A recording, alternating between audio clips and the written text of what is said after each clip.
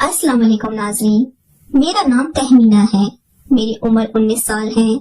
मेरी family total 4 अफराद पर मुश्तमिल है। हम 2 बहन भाई, अम्मी और मेरे मामू। मेरे मामू हमारे पास ही रहते थे क्योंकि अब्बू की वफात के बाद अम्मी ने मामू को अपने पास ही रख लिया था। अम्मी और मामू 2 बहन भाई हैं। मेरे मामू हमारा बहुत ख्याल रखते थे। हमारा अपना डिपार्टमेंट स्टोर था जिसको अब्बू की वफात के बाद मामू ही संभालते थे।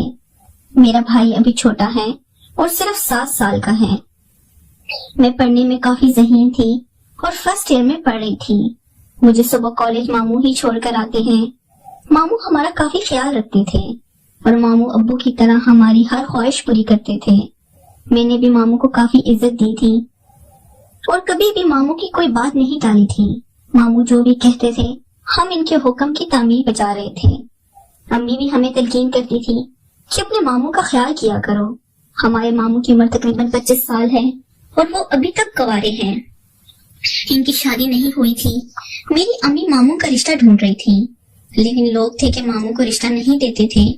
मेरे मामू दिखने में काफी खूबसूरत थे और नौजवान भी थे, लेकिन ये था कि अम्मी और मामू इकट्ठे रहते थे और मामू अम्मी के साथ दोस्ताना ताल्लुक रखते थे और इसलिए मैं भी मामू का काफी ख्याल रखती हूँ।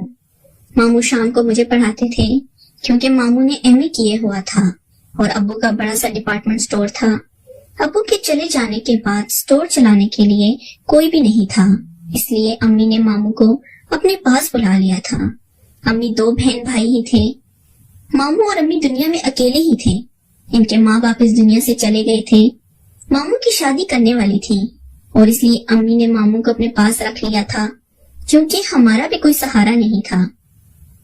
मामू को कोई भी रिश्ता देने के लिए तैयार नहीं था क्योंकि मामू हमारे पास रहते थे और लोगों को ये बात पसंद नहीं आती थी क्योंकि मैं भी जवान थी और अम्मी अभी भी जवान थी, इसलिए लोग हमसे नफरत करते थे। एक दिन शाम के वक्त मामू मुझे कॉलेज पढ़ा रहे थे। मैंने मामू को फरमाइश की कि मुझे आइसक्रीम खानी है, मुझे आइसक्रीम खाने ले चले। मामू भी राजी हो गए थे और मामू मुझे मोटरसाइकिल पर आइसक्रीम खिलाने ले गए थे। मैं जब भी मीठा खाती तो मामू मेरे पास आ जाते और मुझे छेड़ने लगते थे क्योंकि मुझे मीठे का बहुत शौक था और मामू फैसल मुझे मीठा खिलाने ले जाते। अम्मी को कह देती मुझे मामू के साथ जाना है। अम्मी भी मामू के साथ मुझे भेज देती, लेकिन आइसक्रीम खाने या मीठा खाने के बाद मामू मुझे अजीब तरह से हाथ लगाते। मैं भी मामू को खुश कर देती क्योंकि मैं मामू को मना नहीं करती थी और मामू थे भी बहुत अच्छे। मैंने आज तक इनके बारे में बुरा नहीं सोचा था, लेकिन अब की बार जब मामू मुझे आइसक्रीम खिलाने लेकर गए तो इनका हाथ लगाना मुझे पसंद आ रहा था और मेरा दिल था कि मामू इस तरह बार बार मेरे साथ छेड़छाड़ करें। हमने वहाँ पे आइसक्रीम खाई और बातें करते करते घर आ गए थे। मैं मामू के साथ काफी हंस कर बातें कर रही थी।